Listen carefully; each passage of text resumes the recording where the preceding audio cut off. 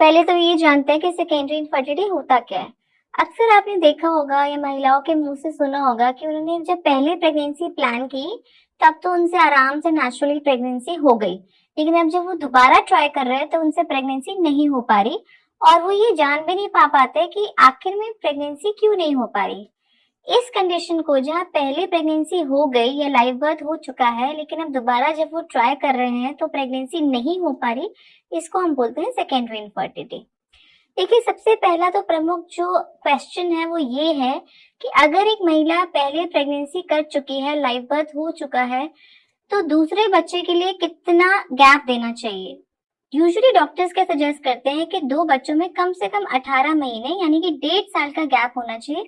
अगर 1.5 साल का गैप नहीं रख सकते तो कम से कम 12 महीने यानी 1 ईयर का तो गैप होना ही चाहिए, क्योंकि अगर इतना गैप हम दो बच्चों में नहीं रखते तो जो दूसरा बच्चा है वो प्रीटर्म या लो बर्थ वेट हो सकता है।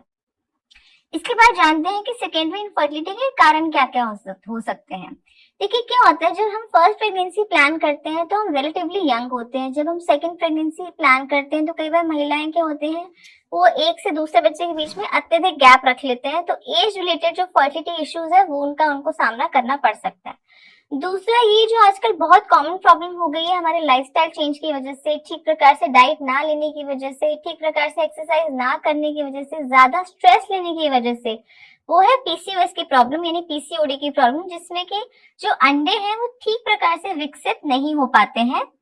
तो ये भी एक कारण हमारा बन सकता है सेकेंडरी इनफर्टिलिटी का। तीसरा ये हो सकता है कि एंडोमेट्रियोसिस ट्यूब का जो होता है, जिसमें ट्यूब ठीक प्रकार से काम नहीं कर पाती या ट्यूब्स ब्लॉक हो जाती हैं, वो भी एक कारण हो सकता है सेकेंडरी इनफर्टिलिटी का। चौथा ये कि कोई हार्मोन डिसबैलेंस हो जाए बॉडी के अंदर, थायराइड का या अन्य दूसरे जो प्रकार के हार्मोन्स होते हैं बॉडी के अंदर, उसकी वजह से भी सेकेंडरी इनफर्टिलिटी हो सकती है। चौथा ये हो सकता है कि यूट्रस में कोई ऐसा मास हो, जैसे कि कोई ऐसा पॉलिप या फाइब्रॉइड, जिसकी वजह से बच्चा वहां पे स्थापित ना हो पा रहा, वो भी सेकेंडरी इनफर्टिलिटी का कारण हो सकता है।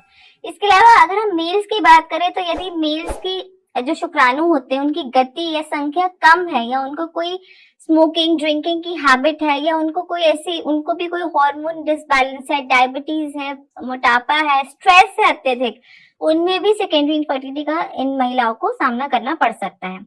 आइए कारणों के बाद जानते हैं कि यदि किसी को सेकेंडरी इनफर्टिलिटी तो इसका इलाज क्या क्या ले सकते हैं। देखिए, सबसे पहले अगर किसी को पीसीओएस की प्रॉब्लम है, पीसीओएस से पहले मैं आपको बता दूं, ये सबसे इम्पोर्टेंट जो एक चीज हम लोग कर सकते हैं वो है हमारा लाइफस्टाइल चेंज कर सकते हैं अगर हम इसका ट्रीटमेंट चाहते हैं। लाइफस्टाइल में हमें एक हेल्दी बैलेंस डाइट लेना चाहिए। दूसरा, हमें रेगुलर बेसिस पे एक्सरसाइज करनी चाहिए, कम से कम हमें डेली वॉक पे जाना चाहिए। इसके अलावा हमें स्ट्रेस कम लेना चाहिए और ठीक प्रकार से रोज रात को कम से कम 8 घंटे की नींद लेनी चाहिए अगर हम अपना लाइफस्टाइल चेंज करें तो। इसके अलावा यदि किसी को पीसीओएस की प्रॉब्लम है जिसमें अंडे विकसित नहीं हो पा रहे, तो ऐसे में हम महिलाओं को दवाइयों के द्वारा अंडा बनाने में उनकी हेल्प कर सकते हैं।